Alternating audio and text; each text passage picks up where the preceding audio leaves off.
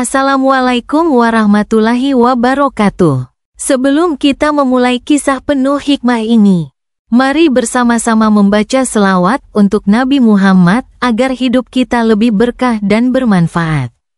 Jangan lupa tinggalkan komentar di bawah karena pendapat Anda sangat berarti bagi kami. Mari kita mulai kisahnya. Di balik jas putih dan senyum ramah seorang dokter, siapa sangka bisa tersembunyi niat kotor yang tak terbayangkan. Inilah kisah nyata yang mengguncang sebuah rumah sakit swasta di kota kecil. Seorang dokter kandungan yang dikenal sopan, telaten, bahkan dianggap seperti keluarga oleh pasien-pasiennya, ternyata menyimpan sisi gelap yang selama ini tersembunyi rapat. Namanya Dr. Syafril. Puluhan pasien datang ke ruang periksanya setiap minggu. Tapi tak ada yang pernah benar-benar tahu bahwa ada ibu hamil yang merasa tidak nyaman. Dan keberaniannya melapor, mengungkap semuanya. Semua dimulai dari satu keluhan, dan berakhir dengan bukti mencengangkan dari sebuah CCTV.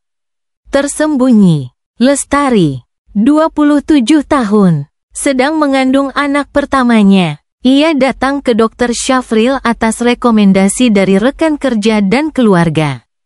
Pemeriksaan pertama berjalan lancar. Namun saat kunjungan ketiga, Lestari mulai merasa ada sesuatu yang tidak wajar.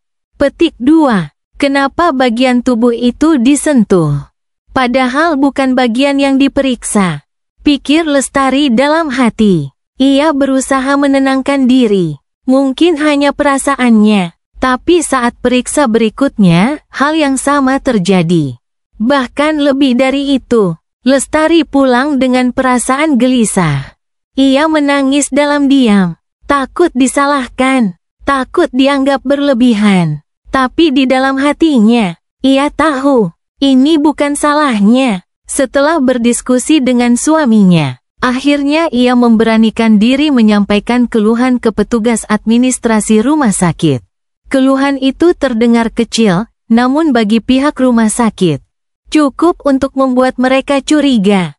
Manajemen akhirnya memasang CCTV tersembunyi di salah satu sudut ruang pemeriksaan. Kamera itu nyaris tak terlihat. Mereka tak ingin gegabah, tapi mereka ingin tahu kebenarannya. 4 hari setelah kamera dipasang, seorang staf IT dipanggil ke ruangan kepala rumah sakit. Ia diminta memutar rekaman dari pemeriksaan pagi hari. Semua orang yang hadir di ruangan itu membisu. Rekaman menunjukkan Dr. Syafril melakukan tindakan yang tidak sesuai prosedur medis. Ia menyentuh bagian sensitif pasien dengan cara yang tidak profesional, tidak berdasar, dan jelas melecehkan. Yang lebih mengejutkan, wajahnya tenang.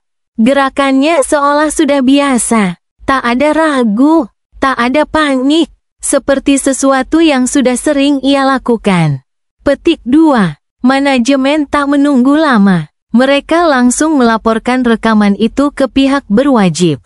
Dr. Syafril ditangkap di tempat kerjanya.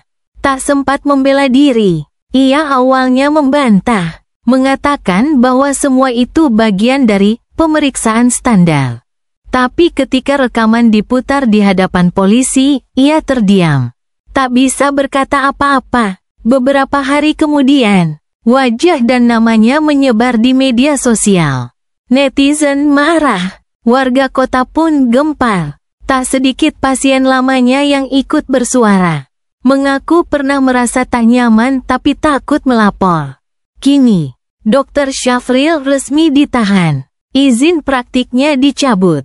Dan rumah sakit tempatnya bekerja mengeluarkan pernyataan resmi.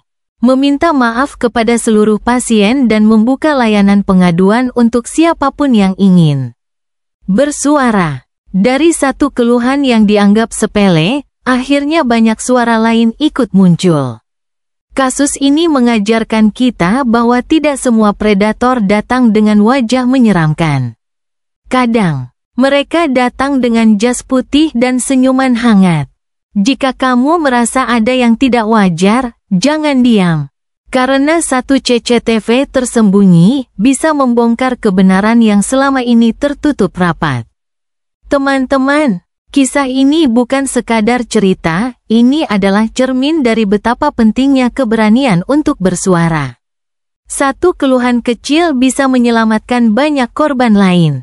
Jadi kalau kamu merasa ada yang janggal, dimanapun itu, jangan pernah takut untuk bicara. Kalau kamu merasa video ini penting dan bisa membuka mata banyak orang, bantu kami dengan cara yang sederhana. Klik like, tulis pendapatmu di kolom komentar, dan jangan lupa share ke teman atau keluargamu. Karena bisa jadi, ada orang di luar sana yang butuh keberanian seperti Lestari. Dan kalau kamu ingin terus mengikuti konten kami yang mengangkat kisah nyata, tragedi tersembunyi, atau cerita-cerita viral yang bikin kita semua berpikir lebih dalam, jangan lupa klik subscribe dan aktifkan lonceng notifikasinya. Terima kasih sudah menonton sampai akhir. Sampai jumpa di video berikutnya.